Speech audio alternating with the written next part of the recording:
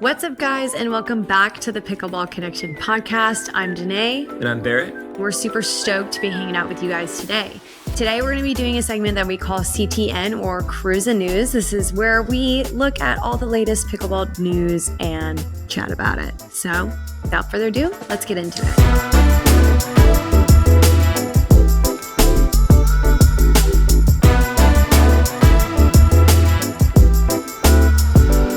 This is the moment we waited for.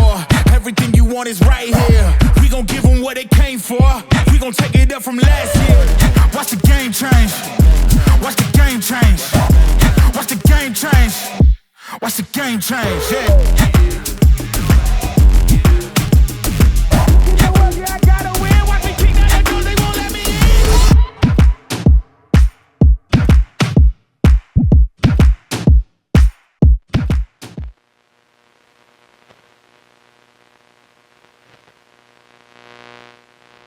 So we're going to have a shorter episode today, kind of see how you guys like it.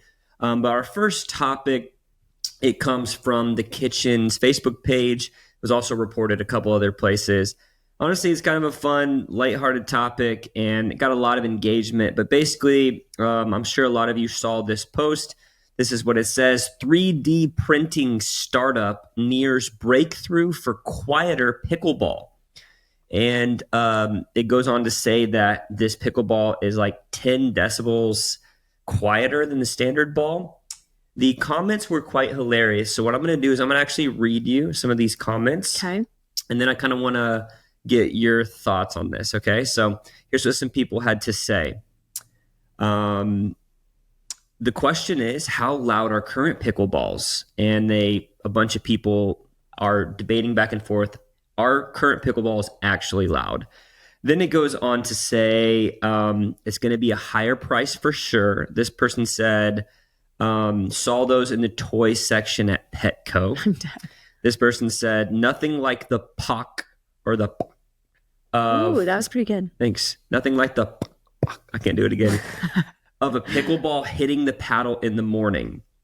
I love the sound of pickleballs. It's therapeutic. Just wear earplugs. I love the wiffle ball. Mm-hmm. I like the thwack. This person spells it THWOCK. Thwack. I love the thwack of a pickleball. This person said, so you'll be required to play with quieter balls and yolage in 3 paddles. So the paddle gets louder, ball gets quieter. I'm crying. This person said, preserve the pop. The pop is part of the charm of the sport. This person said, what are we going to forget the noise about the balls? What are we going to do about leaf blowers, lawn mowers, all the things that happen at parks? So people have a lot of people are like, who cares? Who cares? Who cares?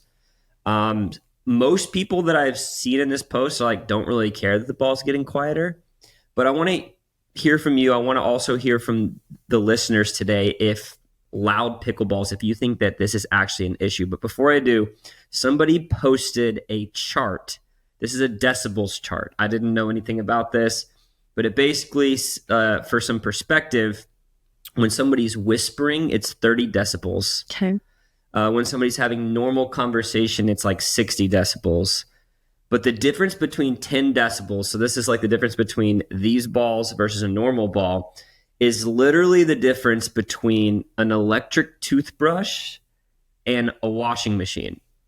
So an electric toothbrush is 60 decibels. That's a lot. That's a big difference. A 70 is a washing machine or a dishwasher. So it's kind of like a lot of people are saying it's like people are mixed on it. People think it's going to be like a big difference, and some people think it's not a huge difference. Maybe I just think our washing machine's so loud. Yeah, that's probably true. But it says it's also the difference between normal breathing and a mosquito buzzing. So anyways, we're rambling a little bit, but when it comes to a quieter ball, we've heard things about quieter paddles. We've heard noise complaints. There's been legitimate issues in parks with cities banning pickleball. We've heard stories, we've seen news articles where pickleball gets kind of outlawed in residential areas because people get annoyed. Do you think quieter balls is going to be a thing? Do you think it's a solution? Do you think, like a lot of these people do you think that loud noise and the sound of pickleballs is currently even a problem? I mean, it's hard to tell. I'm giving a very biased answer because I'm obsessed with pickleball and I love pickleball and I love going to a park and hearing pickleballs. Like, it makes me happy. Yeah, like right when you get out of the parking or get out of your car in the parking lot, you start walking up, you hear the it's like dopamine hits when I hear the sound of pickleball. But true addict. I know I have an issue, which I'm sure you guys all do too. But here's where I do have a little bit of a heart. You know, for example, we play at a court that is like smack up against houses. Yeah, it's like in a neighborhood, basically. In a neighborhood. And the neighborhood's had a lot of friction with the pickleball community because of the noise. Now, here's my biggest thing that I'm going to say. I get it, but I also... You would miss the sound. Well, no. Here's the thing. I get it if it's like ungodly early or ungodly late. Right. But at the same point, I'm like, you are at a park. Like, there are people, kids playing. There's a dog park. Like, a park just has noise. So I'm like, okay, if it's happening after, like, I think the lights shut off at 9 p.m. at this park. So you can't even play anymore. So like if it's after 9 p.m. or if it's like starting at like 6 a.m., yeah, I'd feel pretty bad. Like, yeah. I mean, I know we live next to like a pretty busy street, downtown kind of area, and it can get kind of loud at times. And also, like this person said, you know, at times people have gotten annoyed with a lawnmower or something early in the morning, or, you know, people are just going to get annoyed. But I think the thing is that like pickleball's growing so fast. So is this a problem for the growth of pickleball? Meaning, would more courts be put in more areas if you didn't have to worry about noise? Or is this something that it's not that big of an issue? It's hard to say, right? Like, I think it depends who you talk to. Yeah. Yeah. And again, I just think a park is going to have noise no matter what. Again, you have lawnmowers, you have leaf blowers, you have like all this other stuff that is a very real thing at parks. So it's hard. I'm up in the air. I get both sides. I think that you really can't be unreasonable like you are, you know, but I also get it. If people are playing pickleball at like 5 a.m. and I have a house right there, you know, actually maybe I would be excited about it, but like You're a rare breed. A normal person probably wouldn't like that. I mean, I know that you and I have talked about someday, you know, wanting a house in an area, you know, where there's enough land where we could build our own court in the backyard. That's kind of the dream. My biggest fear with that is we don't really know our neighbors yet when we buy the house. Well, our neighbors outlaw us, and like, will there be animosity? You know, I know that we have some older friends, but they're, you know, really good friends in the Orlando area. They have a court, but you know, there's a good distance between the houses, but not like a ton. But their neighbors, I think they've talked with their neighbors about it. They seem to be pretty cool about it, and I think that they kind of had some rules that were put in about like not playing before a certain time or after a certain time, which I think is fair. But like, I do worry about that. Like, I'm gonna, you know, find the perfect property someday, our dream house, be able to put in our own court and have a pool and, you know, have the dream, right? But maybe the neighbors won't like it. So I can see like the growth, and I can see, you know, the benefits to a quieter ball, but do we think this will ever like become mainstream? I don't think it will. I don't know. I don't know either. It's hard to say. Like, and my other question is, does the ball play the same? Like, is it going to be, can you hear something? Because you need to hear something, in my opinion, because that's a big part of the game. And I was reading, I kind of got lost in the comments of this post, just reading them. And somebody brought up a good point. Like, apparently the ball, you know, when they've tested it, it bounces very similar. But just because it bounces similar, does it feel the same? Mm-hmm. You know, like, we're so used to the ball feeling a certain way off the paddle, you know? That's kind of one of the most addictive parts to like of the game to me, I think, is like you lay in bed at night and you can just picture the pop off the paddle. You know, it's so fun to like crush the ball or to hit a really like crisp shot. So I don't know. Like, yeah, maybe the ball bounces the same, but does it feel the same against the paddle? Does that kind of change even how people make paddle? I know it's a weird thing to me. Yeah. I don't know. We'll see. But yeah, guys, let us know. What do you think about quieter balls? Do you think noise is an issue? Do you think parks, for the expansion of the game, do you think as a whole, do you think people would benefit from a quieter ball, or do you think there's other solutions like a quieter paddle, or do you think people just need to suck it up and stop being babies about it? Let us know in the comments. Comment below. Hey guys, real quick, we do want to briefly mention Selkirk backpacks. We really love the backpacks that Selkirk has put out. They're really functional, really versatile. They look really sharp. We use them when we play and we use them when we travel. Actually, last time we were in the airport, we packed our Selkirk backpacks for basically our luggage, and the person behind us was like, whoa, like those are such cool backpacks. Like, it's awesome. They're like, where'd you get them? Yeah, it's just, they're super functional. They have a bunch of different sizes. I take stuff for work and mine and bring it to a coffee shop. I mean, they're awesome. Yeah, guys, so if you're in the market for a backpack, there's all different sizes, all different colors. Head on over to selkirk.com and get yours today. All right, you ready for the next one? Yeah, let's go to the next one. Okay. This next one's going to address some rec play issues, okay? So we love rec play issues. I love rec play. Rec play is just a jungle, man. So like, hear this person out. This person says, what is good etiquette here? I've come across a few players where it's really difficult to determine if they are imparting spin on the ball before hitting a serve. Now, really quickly before I go on to read the rest of the question, if you do not know, it is illegal to impart spin to the ball before you serve, meaning with your hand. Okay, you can impart spin with the paddle when the paddle makes contact with the ball, but you can't put spin on the ball with your hand. Okay. I'm going to continue reading. This person says, I usually let it slide because I want to practice returning difficult serves, and I feel a lot better if I can cause a fault on their end on my return. If anything, I wait till the end of the game to comment. However, I was waiting in the queue the other day and I noticed a player throw the ball down to the ground for a drop serve.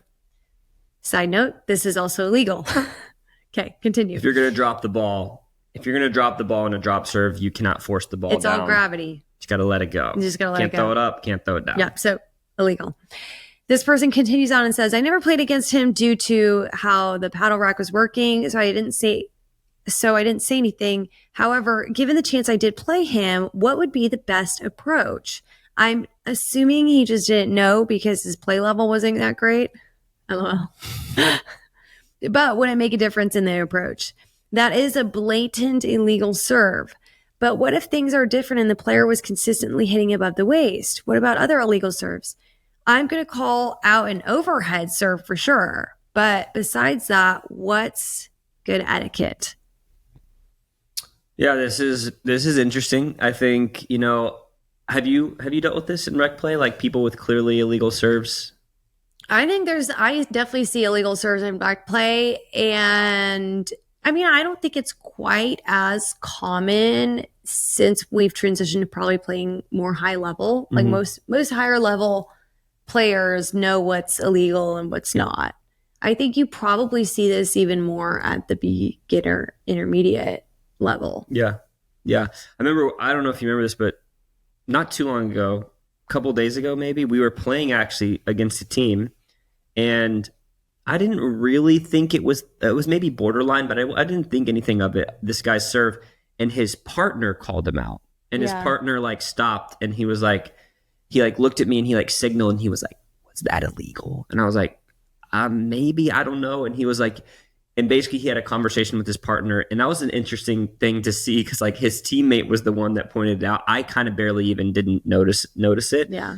And the guy was really nice about it. He was like, "Oh, like don't want to have an illegal serve, so keep watching me. Like, let me know if it's illegal. I want to get better. I want to fix it." Yeah, that's one thing. But I think if somebody doesn't really know that their serve's illegal, I think that's a whole different scenario. I think, yes, you pull them aside, maybe you let them know. I think I've actually approached it in the sense of just giving them a scenario after the game. It's like, hey, man, have you ever played a tournament before? And they're like, no. Well, and I say like, well, if you ever play a tournament before, just something to keep in mind that, a ref could call you for contacting the ball above your waist on your serve. So that's just saying something to keep in mind if you ever play a tournament. That way, it's not so much like you did this. Yeah. You have a clear on it, advantage over me. Like it's like more like, hey, if you ever play a tournament, just keep an eye on this because I don't want you to lose a point. You're kind of for them and not against them. That may be a way to approach it. Yeah, it's interesting. I've talked about this on my personal platform, All Things Pickleball. Go check it out. And I said on there, it's rec play. I usually don't say anything because I usually don't. But it was interesting because the responses I got on that specific topic or video, a lot of people said, I want someone to call me out. I want to make sure that I'm doing it right. And it was like overwhelming responses of people saying, I want to be corrected if I'm doing something wrong. And that actually really changed my perspective because I realized, oh yeah, it might not be a big deal to me, but a lot of people want to do things correct. Like, right. It kind of solidified this thing in my mind of like, oh man, if I do see someone serving illegally, I actually do now realize a lot of people don't want to be serving illegally and they want to know the rules and they want to do it the right way. And so I've kind of changed my approach after that dialogue. And now I'm like, okay, I would approach it probably similar to you, either after the game or whatever, and just say, hey, like, whatever, this is the issue, XYZ. Yeah. So, like, I think that's a good point, like, when it comes to the serve, you might be out there and you might be like, I don't want to cause conflict, so I'm not going to say anything. But there could be people that legitimately want to know. Yeah. You could be afraid to give someone feedback, but sometimes people want feedback if it's presented in a good way. Especially if it's like just blatantly illegal. I think that was the issue. Like line calls get iffy, right? Like, but like when something's blatantly like you don't bounce, like you can't throw down the ball or you can't contact it above your waist, like that's a very blanket illegal. So right, absolutely. And also I didn't even make this connection. I didn't even make this connection when we went over this topic, but depending on what day this podcast comes out, I believe on Wednesday the 24th or 25th. Is that right? I'm looking at the calendar. Okay, Wednesday the 24th. So depending on when you're watching this, July 24th, Wednesday, we're going to playpickleball.com is a channel that we do a lot of content for. We do a YouTube video comes out every Wednesday. So every Wednesday, there's a new video released on playpickleball.com. Next week's or July 24th on Wednesday, the video that's being released is your serve legal? And it's good. So if it breaks down serve rules, it goes over everything you need to know if you have a question on if your serve is legal or not. So if you're watching this Wednesday, July 24th or beyond, go watch Is Your Serve Legal? Playpickleball.com. Check it out. Subscribe to the YouTube channel because there's going to be more and more content, more and more even creators that we're going to bring in. It's going to be a good platform if you want to get to the next level or if you're just starting off in pickleball. Side note, side plug, I didn't even make that connection until now. But anyways, guys, like always, let us know in the comments, have you come across somebody with an illegal serve? And what did you do about it? Have you seen any conflict or, fights or anything on the court arise? Because tell us about your fights. Yeah, tell us about, all the pickleball goss. We want to hear about it. So, but yeah, do you have any other thoughts? You want to go to the last topic for the day? Let's go to the last one. Cool. So our last topic is not something that we found on Reddit or this last one that we did was from Reddit. The one before that was from Facebook. This one doesn't come from any sort of forum, but it is a question that was submitted on a previous podcast. So I'm going to get to it in a second. But before I get to this one, I want to point out somebody did ask a question on the last podcast about cheating and about the Andre Daescu thing. Was it fair that he got punished when some other pros have previously admitted to cheating and they didn't get punished? And I just wanted to address that and tell you, if you're watching this podcast, we did see your comment, we did see your question. Go back a couple weeks back. We actually broke down our thoughts on that whole situation. So there is a previous podcast you can listen to on that. Just want you to know that. But yeah, I do think the Andre Daescu thing, they had to draw a line somewhere, and it started with Andre. And that could be unfortunate for him, whether he cheated purposely or not. I don't really know, and it's not something I think I'll ever know. But I think I've heard he's a great guy. I think he was put in a tough situation and he got punished, and the line had to be drawn somewhere. So that's my little summary, but go watch the previous podcast if you're the person that submitted that question. Moving on to this question. This came in from our last podcast, and it actually is going to take us back to rec play a little bit. So people love their rec play, but basically someone said this. How do you handle it in maybe a league night, tournament, or rec play, any sort of play? How do you handle it when spectators make line calls? So what this guy is asking is there's people on the side that are just watching the game, and they chime in, because the rule in pickleball right now is you call your own lines, right? The players call their own lines. But what do you think about it when like a spectator or someone that's on the side were to try to call a line? Does that bother you? Or do you think that that's kind of like interference of the flow or the integrity of the game? You know, it's hard to say. I can't, and maybe it has happened, but like I've never played in a tournament that I've had overwhelmingly annoying spectators. And I've been to some tournaments where there's like definitely some like trash talk, but it doesn't really bother me. And I think you can't let it bother you. Like, I think you should ignore it as a player. I think you call your lines the best of your ability. When in doubt, it's not out. I think you just abide by those rules and don't let the crowd sway you. I think that's the only fair way to do it. I think, you know, again, I've never been in a position where I feel like it's genuinely affected me. I don't know. Have you? Yeah, I did think of one. I don't know if you even caught this, but we were actually playing a tournament together recently. It was our last match.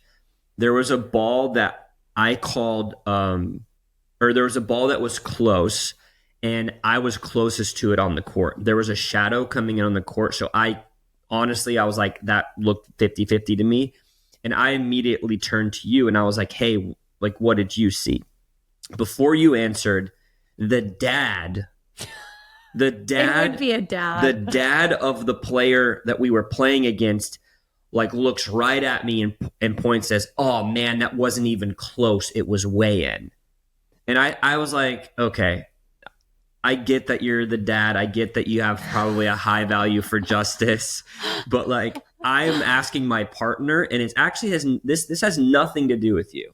You might have seen it, but this is our job to call the ball. And you know, in the moment, I just kind of deferred to you.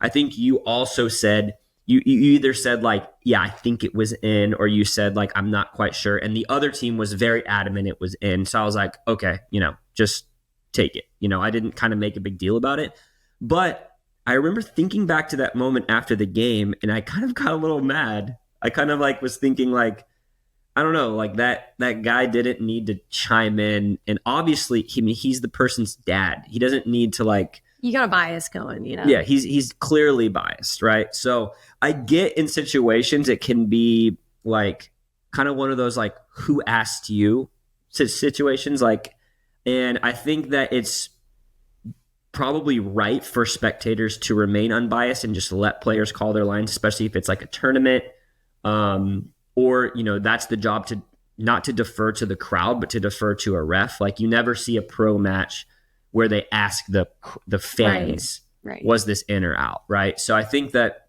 there's a line to be drawn there, but I think that in rec play and things like that, I mean, there's certain times also where I've been playing where like there'll be people waiting on the side, like watching our game, waiting to get in a game. And I'll like look at them right before I make the call, and they'll kind of like nod their head and be like, yeah, I was in. Okay. And I'll give it back to them. So like, I get that if it's just rec play, you know, I don't think it's that big of an issue, but I think if it bothers you, I think it's like, yeah, how do you address that? You know, like, how do you have that conversation? You can't really address it though. Like, a tournament's a tournament. People are allowed to say whatever they want to say. There's also a tournament I was watching you play women's doubles. It had nothing to do with the line call, but there was a discrepancy on the score. Like, they were adamant that this was Remember when I kind of I got into it. this. I got into it with the opposing team's Barrett got in a boyfriend. fight at my tournament. Yeah, basically, I was confident that they got 3 serves. Like, it should have been a side out. And so I was like vocal about it. And the player you were playing turned to me and said, like, this doesn't involve you. Stay out of it. And then me and her boyfriend kind of got in a little, we'll call it little tiff. A heated tiff. We resolved it. We talked later. We were fine. Probably won't ever be friends with them, but we're fine, you know. But yeah, I think in certain situations, it's probably not okay to give your input on the game. But I think if it's a very chill, lax situation and you know the people and everyone's there just having a good time, I think it's a different situation. Yeah, I think at the end of the day, you can never control what other people do. So don't let it get to you. Like, you can always control just you. So that's what I would just say in tournament settings. Just control you. I like that. Guys, let us know in the comments. Have you encountered this? Yeah, just let us know kind of your... And how do you handle it? Yeah, how do you handle it? Let us know for sure. But guys, we took a whole segment on, obviously this is a shorter podcast today, but we took a whole segment on someone's question that they submitted. So please, guys, go ahead and submit your questions in the comments below. However you're consuming this podcast, we usually pull questions from the Selkirk TV YouTube page if that's how you're choosing to watch this podcast. But we'd love to answer your questions on future podcasts.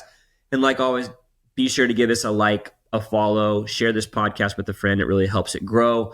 We plan to, as this podcast grows, bring in really awesome guests and make it better and better. And if you don't have a question, if you have topics you want us to talk about, leave them in the comments. We appreciate you guys. All right. We'll see you on the next one.